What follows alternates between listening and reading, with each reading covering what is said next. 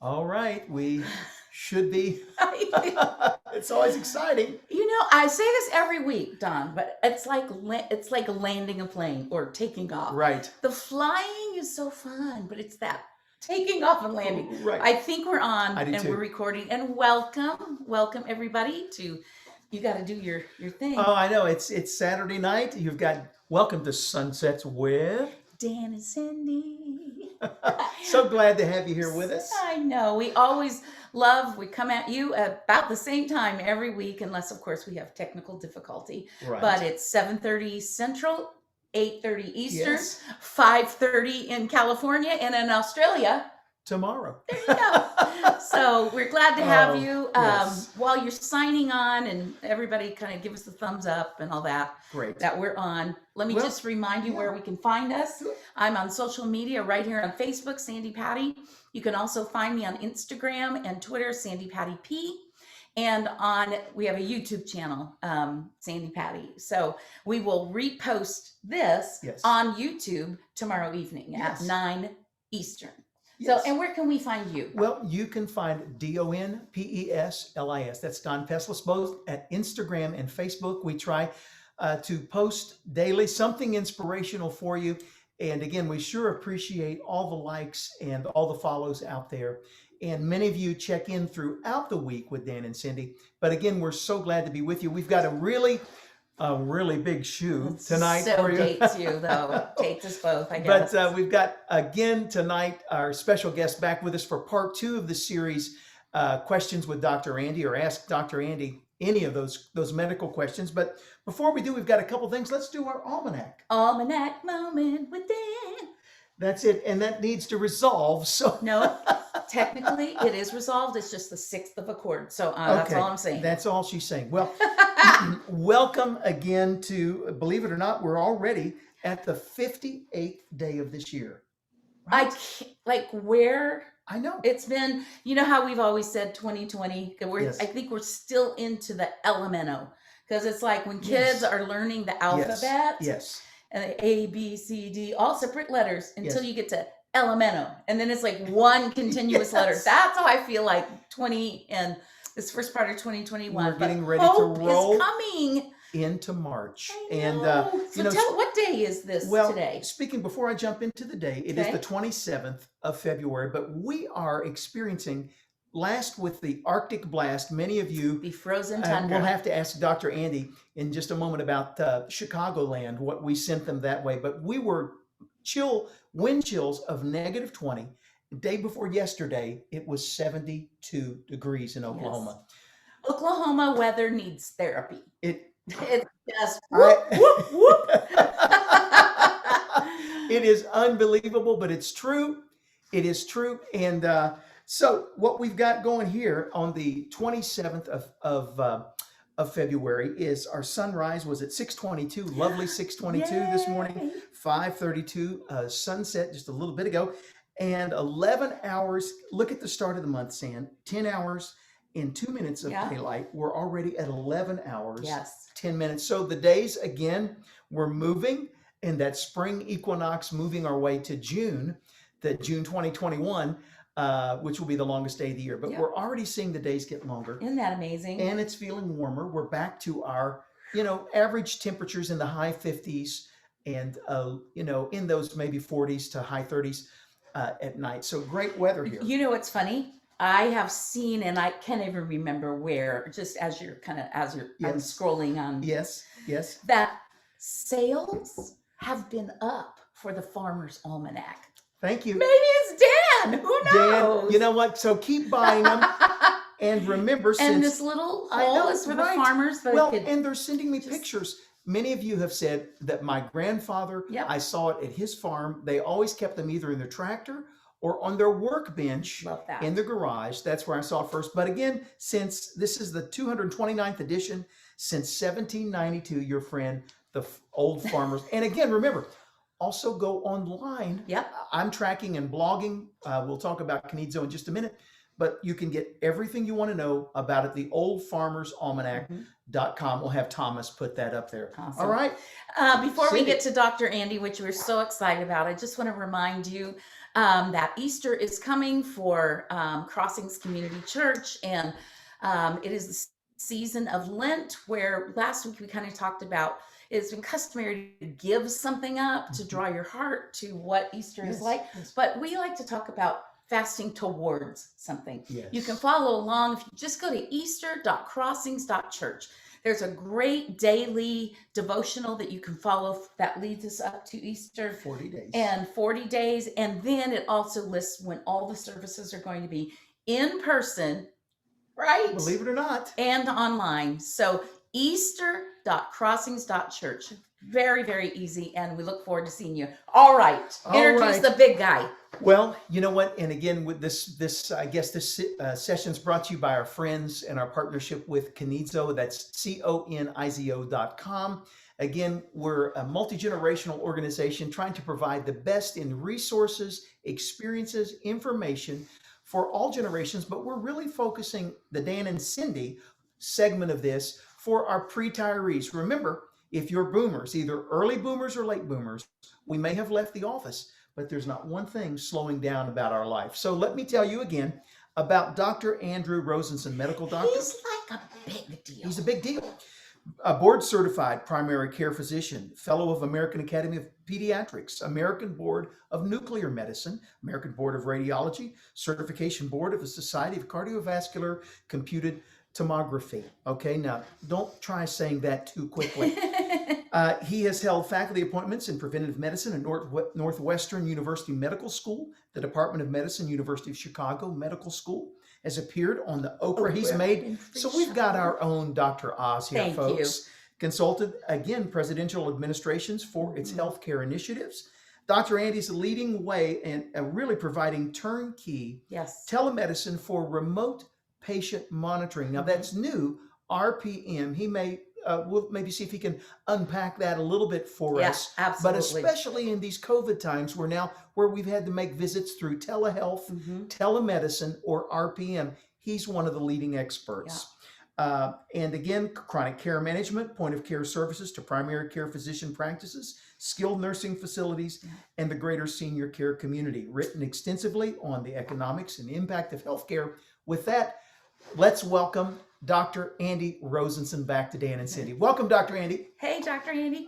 Good to see you. Thank you so much for having me. This is great to see you again and to talk with your audience. We loved having you on last time. We had so many really wonderful responses. So we are so excited to have you again. And let's just dive in with some of the questions that we are continuing to get. So you want to kick us off? I can do that. You know, Dr. Andy, since last time that we spoke, they've moved into another phase of administering the vaccines. And just to update you, Sandi, Monday of this week, she had number two of Moderna. Congratulations. Good job. One of Moderna. Because he's a younger man. What can I say? You both got Moderna? We both got Moderna. Yes. So did I. Okay. All right. Well, and you know, we may have to unpack a little bit some of the symptoms or some of the. I think that's one of the questions. But the first question says this, Dr. Andy: are you contagious after you have the vaccine? You know, while you're symptomatic, if you're experiencing it, you know. So once we get the vaccine, are we contagious anymore? Well, because we kind of had. I guess this is coming from. Those who've had the vaccine, you feel like you had COVID for a couple of days. A mini version. So is there any relation to, you know, it's really an interesting question because you have not had COVID for a couple of days. You had the vaccine. It's not giving you the virus. Okay. There are types of vaccines there are other vaccines that we use where you do get the virus. You get like a modified form of it, but not with this. So you're not contagious because you don't have it. Okay. However, if you contracted coronavirus after getting the vaccine, which is not typical, but you can, the first vaccine, you're about 60% immune. Okay. Meaning that about 40% of people will get can still get some level of the disease. if you have the disease, you're contagious, whether you Yeah. had the vaccine or not. Okay. So if you're in that small percentage that even after being completely fully vaccinated, after the 2 vaccinations, you get the disease, yeah, you're contagious. When Okay. you're symptomatic, you're contagious. But the vaccine itself and any type of reaction doesn't mean in that moment you have a live vaccine and you're gonna. Or no, you've got COVID. You Yeah, do not have not COVID. COVID. That's That's right. correct. You don't have COVID and you're not contagious. Okay. And that brings up something that I'd like to, wasn't one of the questions, but I'd like to Well, ask you about or talk about, which is the symptoms that you get from the vaccine Yeah. are mild. In almost every case, they go away within a day. Yes. And they're a little headachy or feverish or redness or some pain in your arm. To be honest, I didn't have any of them. I had some soreness in my arm, and that was it. My wife got the Pfizer vaccine, and she had less soreness in her arm than I did, and that was it. So Okay. my point is, the media have made a big deal about talking about all of the problems that there are with the vaccine, and it's only 95% effective. 95% effective is amazing for a vaccine. It's outstanding. It's Yes. excellent. Yes. The Johnson & Johnson vaccine is less effective, and it does not mean that you shouldn't get it or that you should worry about, oh, I can't get Johnson & Johnson, I have to get Moderna. Just get vaccinated.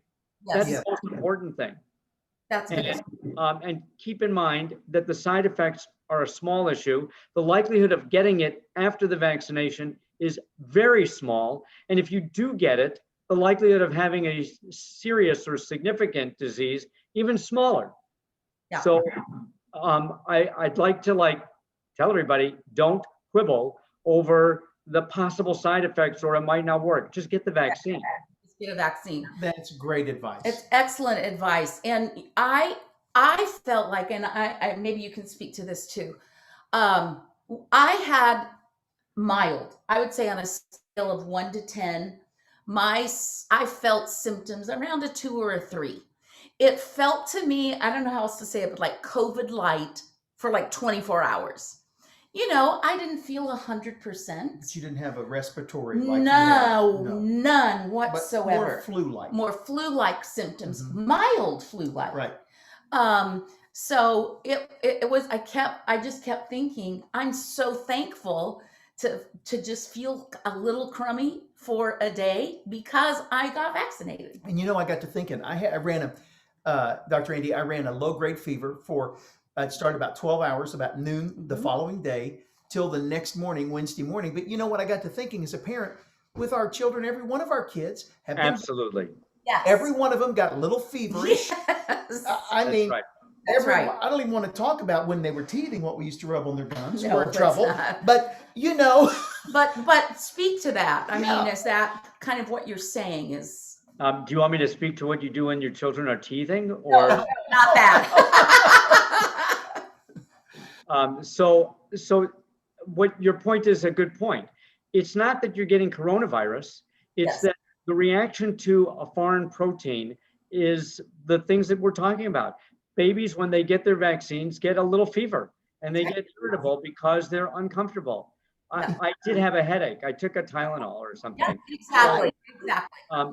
If you had a low-grade fever without having gotten the vaccine, there's a good chance that you might not have noticed, or you just would have felt a little bit uncomfortable, and you might easily not have taken your temperature, at least before the coronavirus world, where we take our temperature all the time.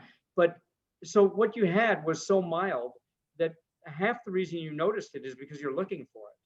exactly. You know what? That's a very good point. And you brought up, like, when we vaccinate our kids, we're aware, okay, they might be a little cranky for a day or two, but we're doing the greater good.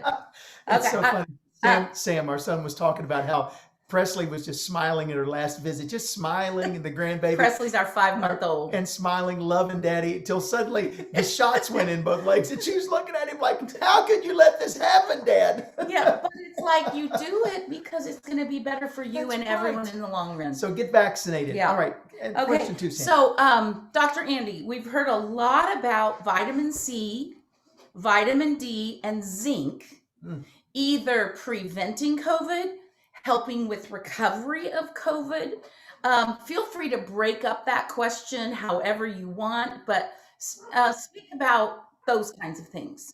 Well, so it's an interesting thing because vitamin D in the world of coronavirus, there's studies that are more scientifically clear that it helps. So it helps decrease the symptoms. It Okay. decreases the severity of the disease. And we've seen in people that have low vitamin D levels that they're more susceptible to getting coronavirus. So so it's not like an old wives' tale or something. Vitamin D helps. Vitamin C and zinc have been shown periodically over the years. There are studies that show that they help with viral infections. There are studies that say they don't help that much, but none of them hurt. Vitamin D in normal doses doesn't hurt, vitamin C even less, and zinc also. So taking the typical doses of them is not going to hurt you, and it will probably help.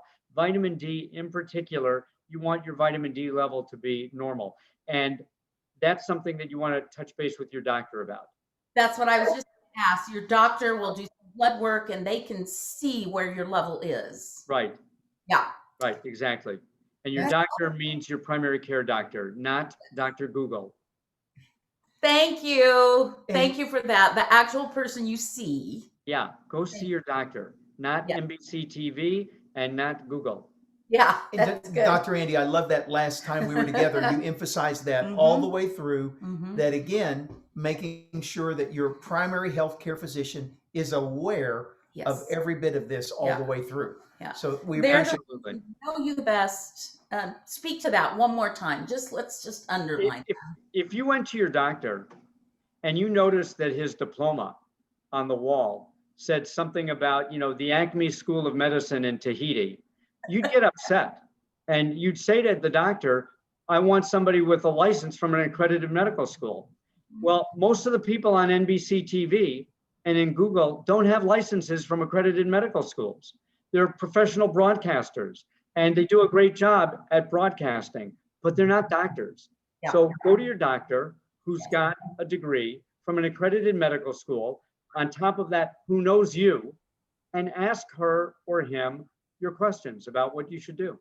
That's great. That's great advice to underline. You got another question? I do. Okay. What's your opinion? We're hearing, sort of one of America's doctors speak to this, Dr. Fauci. I think he's now, I'm not sure what his exact position with the new administration is. Dr. Fauci was there before, speaking about double masking, wearing 2 masks. Is that helpful?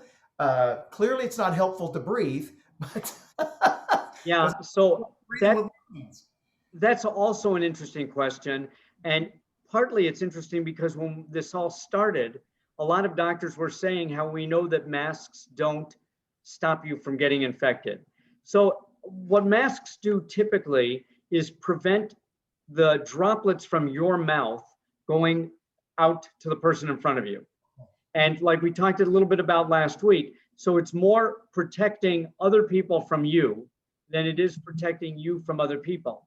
And last week when we talked about it, or a couple of weeks ago, one of the things that I mentioned was that when you inhale with a mask, the air is coming in the spaces here. Right here. What we didn't talk about then was that if you put on a surgical mask with the wire over here, then you're sealing this. It's not airtight, but you're sealing it more. And so the likelihood of you getting infection is less. So they did a study with infected dummies and they put a cloth mask over the dummy and it prevented about 40% of the particles from escaping. Okay. And they did the reverse to see what the other dummy was getting, and it was about 40% decrease. But when they put a double mask on, it went up to 96%. Oh. So the double mask, if we're talking about single cloth, the double mask helps a lot. Okay. Okay. But if you're talking about a fitted mask or a mask that's like the KN95 mask, Right. that's designed for that, then you don't need a double mask. It's already doing it. But if Okay. you're getting one of the normal cloth masks that are out there, then having a double one matters. It changes it. It almost doubles the impact. That's great. That that's really helpful to know. But there are those masks, is what I'm hearing you say, that The metal. have the metal and try to keep it tight. And you can feel the difference when you squeeze that to your nose. Yeah. How also, but I also love that. I think that's worth saying again that masks, again, is it Labor Day or Memorial Day? I always get those two mixed up. But masks, is Memorial. right? Masks help you really protect other people from you, but they don't really protect you from other people as much. Is that correct? Not as much, but they protect both. Okay. Okay. The studies are showing that they do protect both, that there's value to both. So, so you don't want to say, oh, I don't need to wear it because I had vaccine or something. No, wear the mask, Yeah. stay 6 feet away from everybody, wash your hands, and you'll be, I don't want to say you'll be fine because someone's going to get sick and said to me and will say, you told me that I would be fine. So you'll be better off. Got it. If everybody wore a mask, stayed 6 feet away and washed their hands, we'd be great. Okay. Here we go. Awesome. Next Well, question. and your mom always said this: stay hydrated, drink plenty of fluid. Mhm. So I just have a personal question. Why is water so important? How do you determine how much water to drink? And is any water okay? So there's a few questions there. Great questions, because water is important. Yeah. Water is important because most of your body is made out of water, and it's about 2/3 water. And that water is continuously being lost, a lot of it by evaporation from your skin. So you notice when you're sweating, but what you don't notice is that you're really sweating all the time. There's always water coming out. It's just small amounts. So you're losing water from skin evaporation. You lose water from breathing. If you ever breathed on your glasses, you can see that it steams up because there's vapor, there's water in there. Urine, stool. I'm sorry. In glasses, we've all found that. Oh yeah, In yeah. glasses. Exactly. Yes. Exactly. So there's some of the water you're losing. Yes. And so if your intake of water is less than your output of water, then you're becoming dehydrated. And that's a problem. You need to take in at least as much water as you're putting out. Okay. And so when you say how much, it used to be 8 glasses. I don't know where they derived the number 8 glasses of water. Now it's considered to be not quite as much as 8. I think I've heard people say 6 glasses, but it's really what keeps you comfortable, your body comfortable. If you get dehydrated, your mouth is going to get dry. You're going to get headachy. Your blood pressure goes down a little bit. The control of your body temperature is less. You get some muscle weakness. In the context of coronavirus, it impacts your immunologic system as well. And in the context of we're all getting older, you get dry, wrinkly skin the more dehydrated you are. Maybe. So if you want your skin to look good, hydrate yourself. Okay. Is it based on for our 25-year-old daughter versus a 65-year-old? Does that make difference? Does weight? Yeah, it makes a difference in that when you're older and when you're much younger, your tolerance of dehydration is smaller. Okay. So if you're a 6-week-old baby and you're dehydrated, I'm very concerned. I'm putting you in the hospital. Got it. Okay. If you're a 26-year-old adult and you're dehydrated, I'm going to tell you to go home and drink a glass of water. Yeah. Not literally. I'm being a little bit flippant about it. But the point is that you have much more tolerance when you're not at the extremes of life. Okay. Okay. So that's why it matters. Yeah, great. That's good to know. Excellent. Well, that's kind of been my thing I'm fasting towards, More water. is adding water. That's Okay, so good. You Well, got, we have a couple more I questions. think, Dr. Andy, you spoke to this a little bit, but is there anything you want to say about the efficacy, or you really just said it, whether it's Moderna, Pfizer, or Johnson & Johnson, the one shot Johnson & Johnson, still at 66% efficacy, get vaccinated. Anything you want to say about those at all? The only thing I'm going to say is that I'm sorry I said a number for Johnson & Johnson. By the way, the most recent number that I've seen is 72%. But I'm only saying that because I may have said 66 before. I don't want to make it less. But the point is, I shouldn't have said any number. Just get vaccinated. Yeah. Good. The sooner everybody gets vaccinated, the sooner this concept of herd immunity matters. Yeah. And don't say I'm not getting vaccinated because there's going to be herd immunity. It doesn't work like that. Mhm. Everybody that can get vaccinated should get vaccinated. So far, we've got 47 million people have been vaccinated. About half of those have been completely vaccinated, have had both shots. Okay. So we're not even close to the idea that nobody's getting it. People are getting it. I know it's not happening as fast as everybody wants it to, but it's happening. We've got almost 50 million people already in the past couple of months. That's a lot of people getting vaccinated. Yes. So everybody that's listening, go get vaccinated, and next week the number will be higher. Love Yes, that. exactly. Love that. Well, okay, we're going to shift gears to sort of the bonus round now, Dr. Andy, because again, let me remind our folks that are watching you, again, we're early boomers, late boomers, pre-retirees. We're in that retirement age, or thinking about retiring, wishing we could retire. But our folks, again, last week we were strong, 55,000 views. So let's hit that population with a couple of these top 5 things or some stay healthy ideas for seniors. What do you think? Okay, so interesting, because if you Googled that, you'd probably find 5,000 lists. And I'll bet that all of them have a few things in common. So first of all, get or stay active. Yes. Physical activity is it's important. It's an immune system booster. It makes you feel better. It keeps your body. I'm sorry. It's an immune system booster. That's just so great to hear. Yeah. Oh yeah. Exercise, strength training, dancing, gardening, whatever, golf, arts and crafts. Take a walk. Go fishing. You know, going fishing, people say, I just sit there. Well, yeah, but you're casting and you're moving around and you're walking out to the dock or walking out to the river, wherever you're going. Get a pet. And get a pet has a whole bunch of value. People say, I'm 65 years old, I don't want to deal with it. The problem dealing with it is, you know, when it's a little puppy. So you have a problem for a month or two.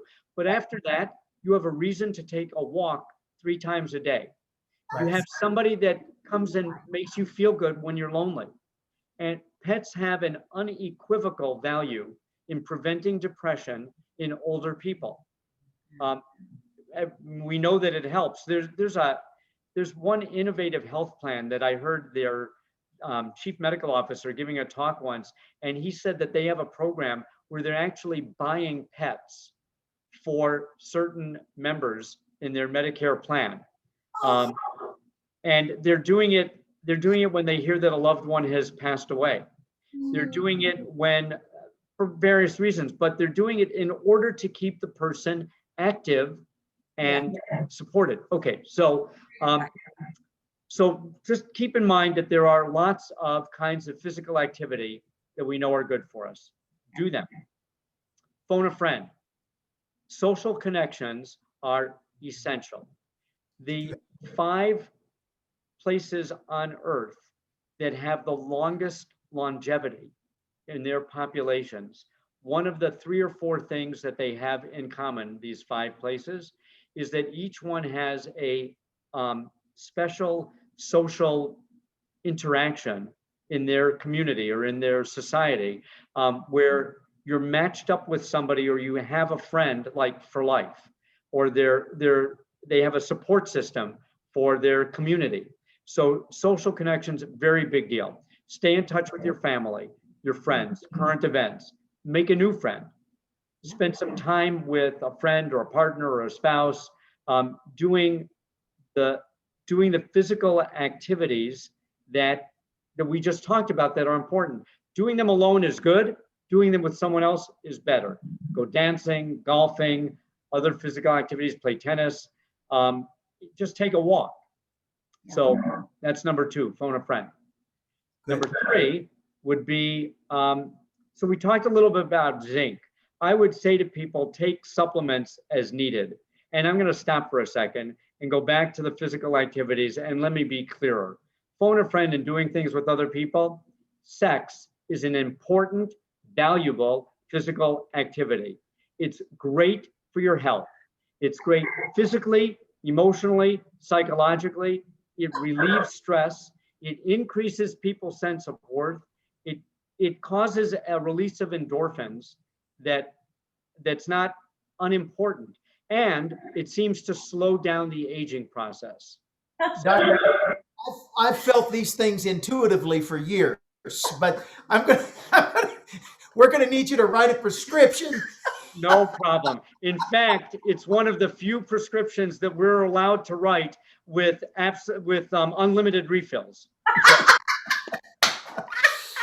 That's right, folks. You heard it live What tonight up, pup? on Dan and Cindy. Oh, And I love you're it. a little like red. You're a little. Well, our fans are watching, but Dr. Andy, I love that. You Okay, know what? so that Phone a friend. be more active. Phone a That friend. should say more than phoning a friend. But anyway, Phone a friend and then plan the activities. Okay. Next is eat a healthy diet. Yeah.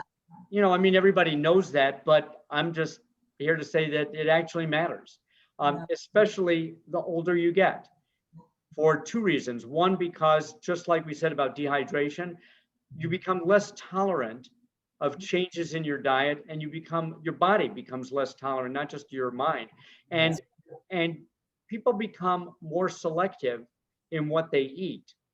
If their activity level is down and they're more selective in what they eat less. And when you eat less, it's less healthy because you're eating less healthy stuff.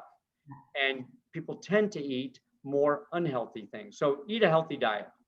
it's good. Wash your hands. Learn to manage stress. So 73-year-old people, 85, the older we get, people may say, well, this is how I manage it. Okay, that's how you managed it up until now. But continue managing your stress. Remember your mental health. Those activities, exercise, gardening, of course, sex, those are all good for your mental health. You can also play Sudoku or do crossword puzzles. Good. Getting rest is an important thing the older we get, because we tend to think we don't need as much sleep. Or we say, well, I get sleep all the time. I take a nap all day long. I'm sleeping all the time. People's bodies change as they get older. So just be respectful of what your body is telling you. I'd also say to schedule annual physicals. Yes. Because you have to respect that you're older than you used to be.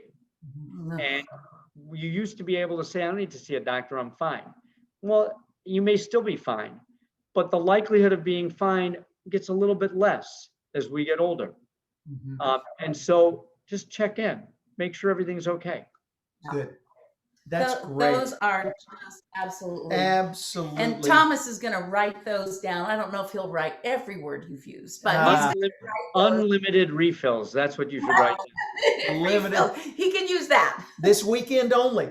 This week. No, it means unlimited. I love it. Well, is there anything? Those are such good, yes, good ideas, good suggestions, Dr. Andy. And again, we're just about out of time. We may. So will you come back again? Yes. We're going to ask you that. Oh, thank you. I'd love to come back. Great, Dr. Andy, to have you as a special guest every so often, because again, I want our folks out there watching, and again, for our wrapping up our Kineso moment, to think about, you just check those boxes of spirit, mind, and body every day. And if you have this little, that's what, I feel like I'm super healthy, Dr. Andy, but I've got a little checklist that every day, if I do something for the mind, something for the spirit, and something for the body, however we do that, we live, and it adds up one day at a time to that healthy lifestyle. So thank you so much for being with us.